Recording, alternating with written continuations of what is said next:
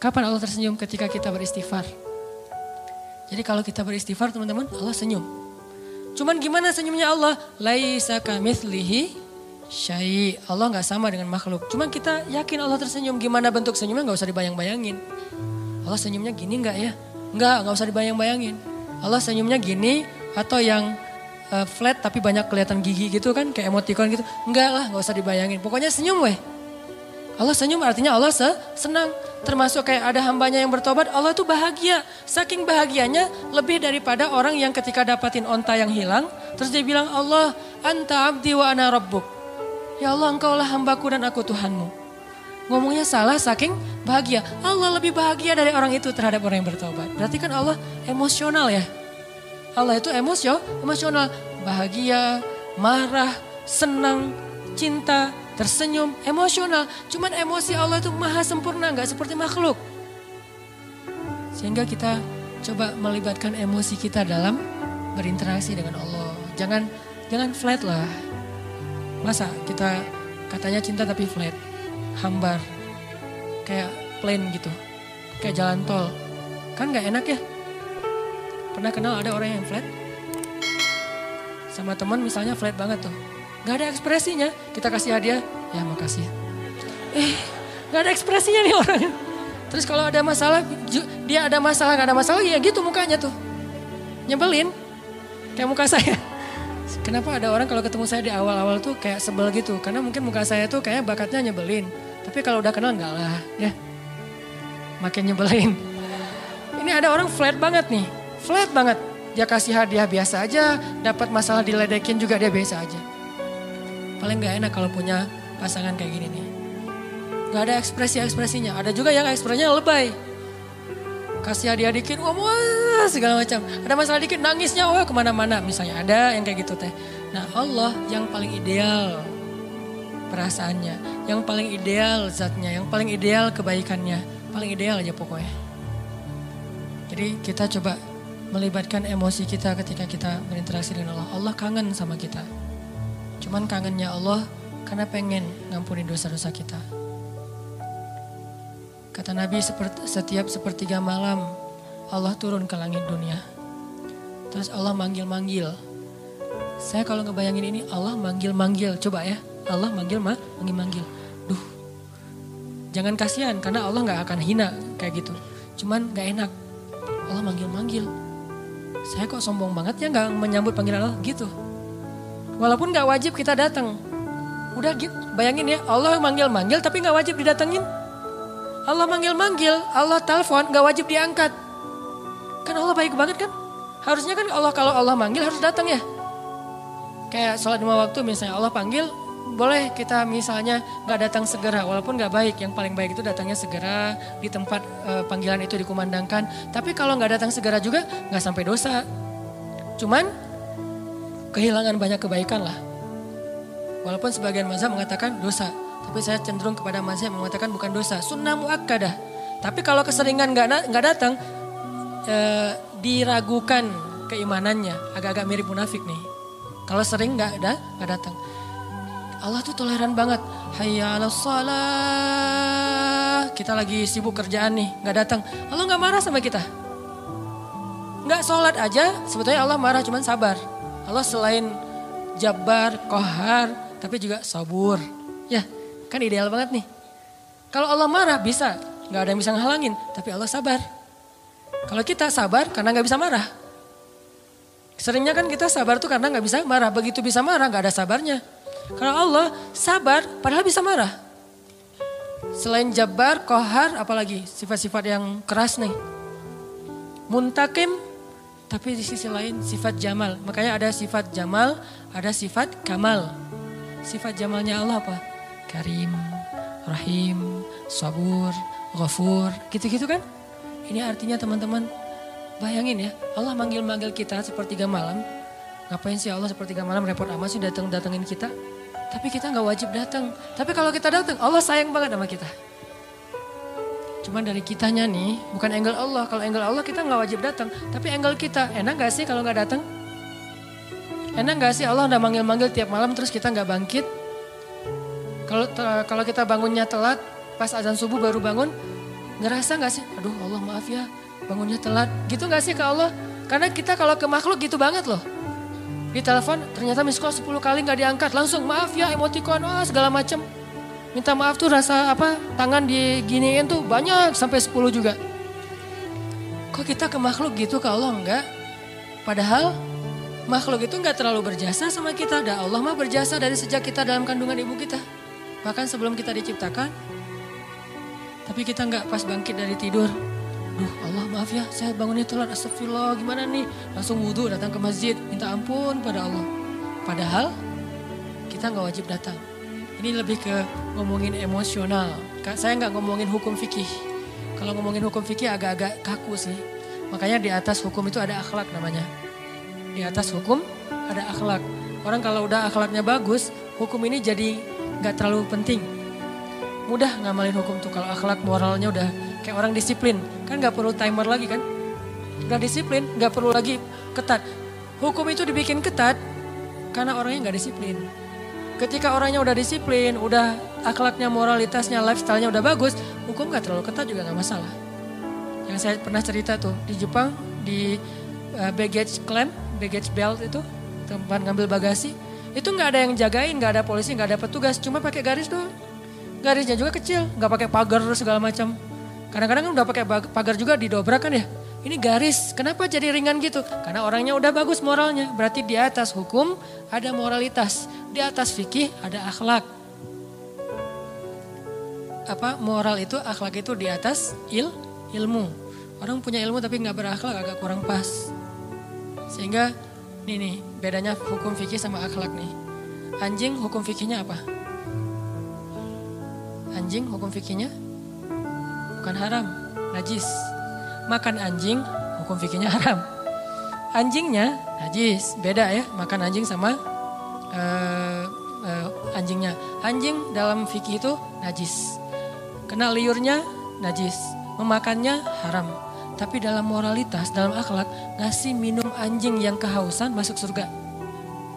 Islam itu ideal teman-teman, gak usah khawatir lah. Gak usah takut dengan hukumnya, lupa dengan moralnya. Padahal moral Islam itu jauh lebih keren dan mempackaging hukumnya. Anjing itu najis, kita nggak boleh kena liurnya, walaupun boleh memelihara anjing untuk berburu, misalnya untuk penjaga, bukan untuk sekedar lucu-lucuan ya. Karena dulu mungkin nggak ada anjing kayak yang lucu-lucu kayak sekarang kan ya. Di salon gitu kan ya, biaya anjing aja. Kalau di New Zealand kata teman saya tuh, kucing aja di sana tuh pakai sertifikat. Kalau ada orang pernah ada kasus. Dia pergi keluar kota, lupa nggak laporan, kucingnya tinggal di dalam rumah dan nggak dikasih makan, itu kucing diambil alih oleh negara dan orangnya kena denda. Islam banget kan ya? Islami banget kan? Kan ada hadis Nabi yang bilang yang perempuan yang dilihat di dalam neraka gara-gara membiarin kucingnya meninggal nggak dikasih makan, ditinggalin beberapa hari keluar kota, nggak tahu dia lagi traveling kemana gitu si cewek itu teh. Itu kan terjadi kan ya? Nah anjing najis, anjing haram, tapi ngasih minum anjing yang kehausan itu masuk surga. Yang ngasih minumnya siapa? Bukan orang soleh. Kalau orang soleh, itu mah amal pelengkap. Bukan, orang yang baru bertobat dari dosa zina. Bukan pezina ya. Karena orang kadang-kadang suka jadi modus tuh. Tuh pezina aja masuk surga. Mana ada pezina masuk surga? Yang ada orang yang bertobat dari zina masuk surga. Orang yang bertobat dari membunuh masuk surga. Gak ada pembunuh masuk surga, gak ada itu. Kalau gitu buat apa kita beramal soleh kalau semua juga masuk surga, gak ada keadilan tuh. Allah kok menciptakan neraka sih, katanya pengasih penyayang, kok ada neraka? Surga neraka adalah bentuk keadilan, karena tanpa surga neraka tidak ada nilainya kebaikan. Ngapain kita harus jadi orang baik, toh gak akan dibalas juga sama Allah? Ngapain kita takut berbuat dosa, kan gak akan diazab juga sama Allah? Maka kemana larinya para pembunuh? Kemana larinya para begal? Kemana larinya orang-orang yang menzalimi orang lain? Terus di mana hak para korban kalau tidak ada surga neraka? Tapi kalau sudah diadili di dunia dengan cara-cara yang Allah ridhoi, selesai nggak ada urusan lagi dengan surga neraka. Misalnya pembunuh dikisos, maka dia masuk surga. Karena hukumnya sudah adil. Tapi kalau pembunuh dibiarin, ya ada nanti hukuman akhirat. Itulah keadilan supaya kita meninggalkan dosa dan berbuat baik. Kalau katanya Rahman Rahim tapi ciptain neraka. Ini agak-agak belum sempurna nih pola berpikirnya nih. Makanya Islam itu butuh pola pikir. Al-Quran itu melatih cara berpikir kita. Kalau udah terbiasa kayak gini nih, malam ini yang sesi kedua agak-agak saya beratin nih. Materi lebih kepada angle berpikir, persepsi. Supaya kita sebagai anak muda, saya yakin ini karena jamaah anak muda sanggup. Kalau jamaahnya udah usia sekian, mungkin saya nggak akan ngomongin pola pikir. Lebih kepada ngomongin masalah sakaratul maut atau apalah. Walaupun kan kematian sama aja lah ya. Semua orang juga rahasia. Tapi biasanya mah kan gitu kan ya. Kenapa di kampung sering ada tahlilan? Berarti di kampung lebih banyak orang meninggal. Karena di kampung yang tersisa orang-orang tua. Di kota kenapa jarang tahlilan? Karena masih muda-muda. Saya tinggalnya di kampung loh. Satu tinggal di kampung, satu tinggal di kota. Ya gitu aja, gak usah dijelasin. Kenapa saya milih kampung? Memang kita senang suasana di rumah saya kan belakang tuh ada kayak backyard gitu kan. Ada kayak kebun kecil. Terus kita kalau sholat duha, kalau ngomong tahajud kan ria duha aja lah yang semua orang juga bisa. Duha itu di kebun. Karena salah satu hobinya Abdullah bin suaminya Asma bin Abu Bakar siapa? Zubair. Abdullah bin Zubair itu hobinya sholat di bawah langit kalau duha. Akhirnya kita kalau duha sesekali itu sholatnya di kebun. Sengaja milih yang Cihanjuang atas yang airnya masih mau mandi aja sayang nih air terlalu bening nih dipakai mandi gitu kan ya. Layak diminum. Cihanjuang atas sama yang agak di perkotaan. Kalau di perkotaan biar mudah aktivitas. Kalau yang di atas biar tenang. Di atas hampir tiap bulan ada kasus orang meninggal. Kenapa? Di kampung. Saya nggak ngambil kompleks, sengaja ngambil kampung. Kalau di bawah jarang ada yang meninggal. Kenapa? Anak-anak muda. Walaupun tetap rahasia Allah. Nah karena ini anak muda saya ngomonginnya tentang persepsi. Tentang pola pikir. Supaya nggak ada lagi muncul istilah. Ini mah urusan pribadi saya sama Allah. Nih persepsi nih. Opini publik kan. Ini mah urusan pribadi saya sama Allah. Ketika kita menasehati teman kita. Kita bukan pengen ikut campur urusan dia. Kecuali kalau kita ikut campur masalah keluarganya. Tapi kalau masalah amal soleh, memang Allah yang nyuruh. Watawasau bil haq, watawasau bisab. Tinggal nasihatinnya dengan cara yang baik. Bil hikmah, wal mau'izatil hasanah. Kalau dibantah, wajadilhum billatihi ahsan. Balas dengan cara yang lebih baik, senyumin aja. Salamun. Bukan berarti kita cuek. Kalau kita nggak nasihatin, manusia itu susah sadar. Jangan tunggu ilham dari langit. Karena kalau datang ilham dari langit berat. Lewat musibah, lewat masalah. Mending dinasihatin teman kita. Jadi bukan urusan pribadi saya sama Tuhan saya. Persepsi. Tadi, kenapa belum berhijab? Yang penting menghijabi hati dulu. Daripada kepala dihijabi tapi hatinya dengki. Gak ada yang menghijabi hati. Menghijabi hati itu gak bagus. Khatamallahu ala qulubihim. Allah menutup hati mereka. Siapa mereka? Orang yang kufur. Jadi yang harusnya menutup kepala membuka hati. Bukan menutup hati membuka kepala. Kebalik. Persepsi berpikir kan? Makanya kenapa saya bilang Al-Quran itu nyuruh kita berpikir. Jangan disuruh tutup hatinya. Yang ada alam nashrah laka sadrak. Dilapangkan, dibuka dadanya biar dapat hidayah. Tapi kepala ditutup semampunya. Belajar mungkin awalnya cuma diikat doang. Lama-lama diikatnya di sini. Lama-lama diikat dililit-lilit. Lama-lama diginiin. Lama-lama naik makin tinggi gitu kan ya. Terserah itu Mas Stella ya, saya nggak tahu lah fikihnya, tanya aja sama Ustaz Abdul Somad. Yang jelas bertahap. Yang pasti nih, bukan nutup hati buka kepala, tapi tutup kepala buka hati. Kalau ada orang yang berhijab tapi masih buat dosa, jangan salahkan hijabnya, salahkan orangnya. Ada orang yang sholat tapi korupsi, jangan salahkan sholatnya, salahkan orang yang korupsinya. Dan jangan bilang gini, mending saya nggak sholat dan nggak korupsi. Daripada dia sholat tapi korupsi. Dia sholat dapat pahala, korupsinya dosa. Kamu nggak sholat dosa dan nggak korupsi dapat pahala. Masing-masing kebaikan dan keburukan itu ada bagiannya sendiri-sendiri. Jangan dibentur-benturin. Nggak ada mending-mendingannya. Mending mana nih? Orang yang banyak amal soleh tapi riya dengan orang yang banyak dosa terus dia taubat. Mending mana? Susah mendinginnya ya. Makanya ada yang bilang gini teman-teman. Kadang-kadang salah ngomong mungkin ya, beberapa penceramah pernah ngomong gini. Lebih baik orang yang banyak dosa lalu bertaubat daripada orang yang banyak amal soleh tapi ria. Benar gak tuh? Lebih baik nih, lebih baik orang yang banyak dosa lalu bertaubat daripada orang yang banyak amal soleh lalu ria. Gak ada cerita orang banyak dosa lebih baik daripada beramal soleh. Terus kata yang benarnya gimana? Lebih baik orang yang bertobat dari dosa daripada orang yang ria akan amal soleh. Itu bahasanya. Tipis kan? Yang tipis-tipis ini kita belajar di Mesir. Supaya gak salah ngomong. Saya kalau memperkenalkan teman saya misalnya satu grup gitu ya. Seorang ulama di Mesir yang saya pernah bilang audisi. Saya kan pernah ikut audisi di TV Mesir untuk baca Al-Quran. Namanya As-Saud Al-Zahabi, suara emas, seruling emas judul acaranya. Diseleksi dari ratusan orang cuma 5 orang yang bisa masuk tayangan TV, Iqra TV itu. Nah pas audisi ada 3 juri. Di tengah yang juru bicaranya kayak di Got Talent gitu kan. Di tengah dia bilang, saya Abdullah, juri bidang tajwid. Di sebelah saya, sebelah kanan saya Syekh Abdurrahman, beliau juri di bidang seni. Yang sebelah satu lagi gak dibilang sebelah kiri. Saya duduk di sebelah kanannya Syekh Yusuf. Ini ulama kita nih, teliti. Saya duduk di sebelah kanannya Syekh Yusuf. Gak mau bilang di sebelah kiri saya, gak boleh. Kurang beretika. Saya duduk di sebelah kanannya Syekh Yusuf. Beliau juri di bidang fasoha misalnya atau hafalan. Telitinya ulama. Al-Quran lebih teliti dari itu. Nabi lebih teliti dari itu. Makanya bahasanya bukan lebih baik orang yang berbuat dosa lalu bertaubat daripada orang yang beramal tapi ria. Gak ada orang berbuat dosa lebih baik daripada orang beramal.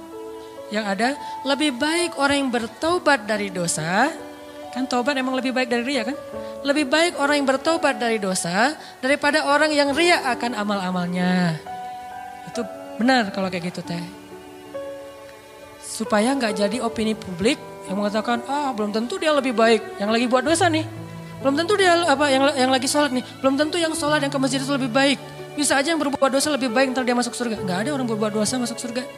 Yang ada orang habis berbuat dosa taubat, gara-gara taubat masuk surga. Tuh ada tuh, katanya pelacur tapi masuk surga. Mana? Itu yang ngasih minum anjing, dia bukan pelacur. Dia udah bertaubat, jangan bilang lagi dia pezina. Dia udah bertaubat, udah baik, udah soleha. Setelah dia bertaubat, saking dia serius bertaubat, dia gak ngeremehin amal soleh. Sampai anjing aja dikasih minum. Karena buat dia itu amal soleh, dia ngerasa selama ini saya kurang amal nih. Sekarang saya mau tamak nih. Mau rakus dengan amal soleh. Apa aja saya lakuin, termasuk ada anjing yang kehausan, saya kasih minum. Terserah berapa aja pahalanya. Gitu kan? Saking semangatnya nih. Dan Allah tidak meremehkan amal hambanya.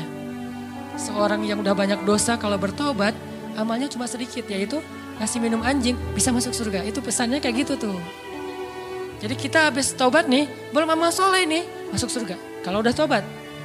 Buktinya yang membunuh 100 orang, udah beramal soleh belum? Belum. Satu-satunya amal soleh dia apa? Taubat. Satu-satunya amal soleh dia adalah taubat, masuk surga. Jadi gak ada cerita pembunuh masuk surga, pezina masuk surga, gak ada. Yang ada orang yang bertobat dari membunuh masuk surga. Orang yang bertobat dari berzina masuk surga. Ini cara kita menilai Allah Subhanahu wa Ta'ala. Ini namanya persepsi akidah, bukan wawasan akidah. Mungkin di beberapa talim kita belajar wawasan akidah. Wawasan akidah itu uluhiyah, rububiyah, asma, sifat. Itu wawasan akidah. Tapi kadang gak membentuk persepsi, walaupun itu juga penting. Cuman porsinya harus ditambah, membentuk persepsi kita tentang Allah. Udah selesai belum membangun emosional kita kepada Allah? Kalau akidah kita udah sampai membangun emosional, itu udah keren. Siapa yang terbangun emosionalnya? Rindu, malu. Nabi Ayub itu malu sama Allah. Sakit 10 tahun, gak pernah berdoa, ya Allah sembuhin dong, kan udah 10 tahun. Enggak, kenapa? Malu sama Allah. Kita boleh gak minta doa sembuh? Boleh banget. Karena derajat iman kita kan gak kayak Nabi Ayub. Lagian Nabi kan mengajarkan kita doa tentang sakit, ya Allahumma rabban nas dan seterusnya. Ditanya sama istri Nabi Ayub, ya Nabi Allah, kamu itu kan Nabi kekasih Allah, kalau kamu berdoa pasti Allah mengijabah. Kenapa gak berdoa aja? Nabi Ayub tanya, istriku tercinta, berapa lama selama ini kita dapat nikmat dari Allah? Ya 17 tahun. Berapa lama sudah kita diuji oleh Allah? 10 tahun. Malu saya sama Allah. Baru 10 tahun udah minta. 17 tahun Allah kasih nikmat, gak pernah ngomong-ngomong ke kita. Malu sama Allah. Ini udah emosional. Pertama wawasan, kemudian pola pikir, kemudian emosional. Emosional ini bahasa lainnya adalah yakin, iman di hati. Ini puncak ilmu nih. Makanya kata Nabi apa? Ra'sul hikmah makhafatullah. Puncaknya ilmu ada rasa takut kepada Allah. Emosional.